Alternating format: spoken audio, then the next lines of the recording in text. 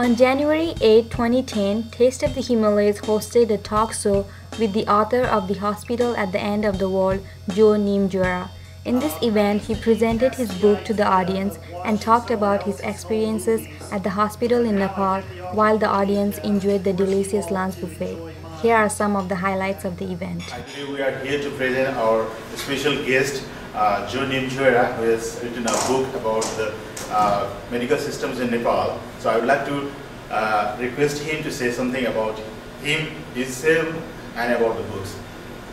My book tells a story about my first summer teaching nursing in Tansen, in Palpa district. The title of the book is The Hospital at the End of the World. I came here to Berkeley as part of a book tour to promote awareness of the health needs of that country. And I had a beautiful event here. They were wonderful to me and the food is excellent. I highly recommend this restaurant. I thought this was the most authentic Nepali food you could possibly get. And they treated me very well here, and I had a great crowd, and I'm very grateful to them. This is the cover of the book, and you can find me on Facebook. If you go in The Hospital at the End of the World, you'll find my fan page. Thank you. It's about the 2007 trip, but I have other photos of 2008 and 9 written in here. Now, for the benefit of those persons who came in late, can I have my model stand up, Vanna? I did bring a complete outfit, women's clothing outfit here, and the thing she's missing is the bindi and the hair tassel. Her hair's a little bit too short, but one of the things to know is it can be cool in wintertime, but in summer it might get to be 95 or 100 degrees, even in Tansen, and it's even warmer down in the Terai. But a woman will many times still wear this outfit, no matter how warm it is. Women are very modest there. And one of the things you would never see is for her to be showing her ankles while she was there, because that would be considered to be risque. You may now sit down again, please. For those persons who've never been, who are wondering where Nepal is located, it's in South Asia, and it's the Himalayan mountain range. I took this map out of an old book because the old maps look much more romantic and mysterious. But the Himalayas go like this. They start over in the hill country of Burma and get higher and higher through Nepal, and kind of end in Afghanistan after going through Pakistan and India. And on that same map, this is a map of Nepal, pretty much the modern borders of today. Kathmandu is located here in the country in a sort of a huge bowl. I was located in Tansen, which is over here. That's a 10-hour drive west of Kathmandu. I'm told that some of our guests are from Solukhumbu, which is in that area. And so they're actually from a very far distance from me. Now, Nepal is divided into 3 zones. And the southern border is a very flat area called the Terai, where it can get to be 114 degrees during the day in summertime. And I have a couple of slides from there, but not very many, because it was not someplace I went to very often.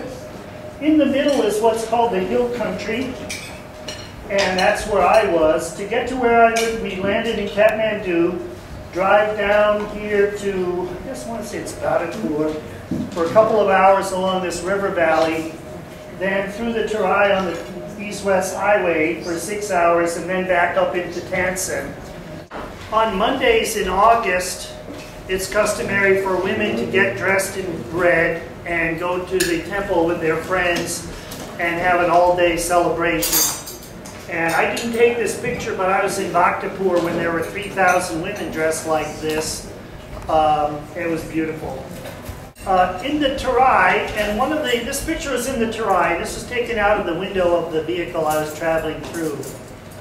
Now, it's about 110 degrees that day, and one of the things that's a big surprise to many Westerners who visit there is the difference in internal combustion engines and the amount of work that's done by hand and who's doing the work. Things that we would hire a bulldozer or a backhoe to do are laboriously done with teams of many persons. And one of the things that's always a big surprise is the role of women in doing manual labor.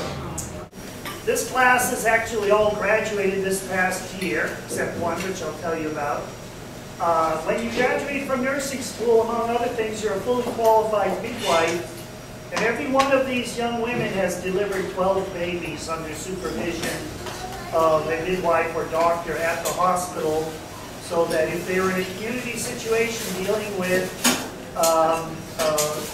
labor and delivery, they would be able to manage it.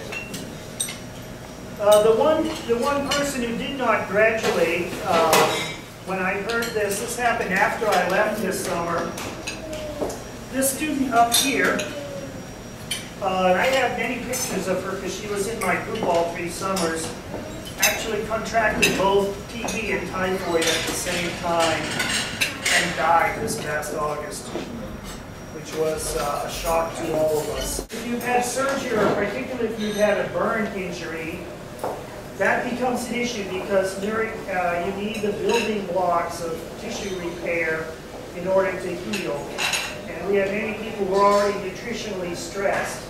The hospital actually operated a separate organization called the Nutritional Resource Center to help, to which people were sent if they simply needed better nourishment in addition to the hospital. But the lack of calories in the diet and the difficulties there actually have a lot to do with wound healing after injury or burns.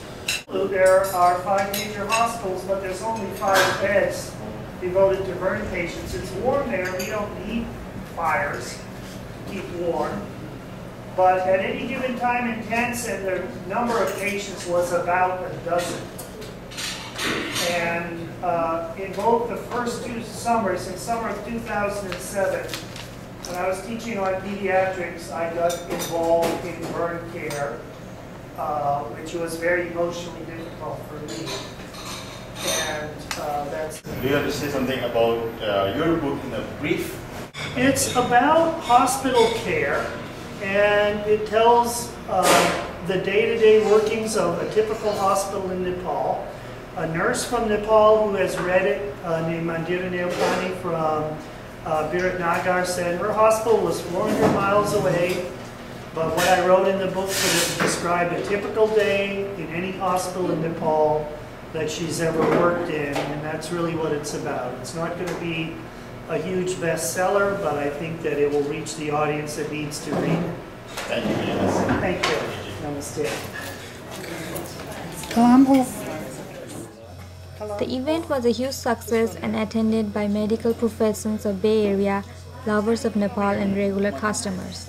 The 2.5-hour program was concluded by book signing and interactions with the author.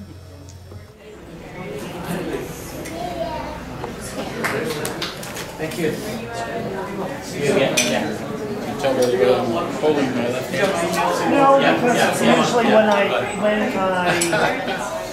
when I inscribe these, I always ask, because in Nepal you never use your left hand.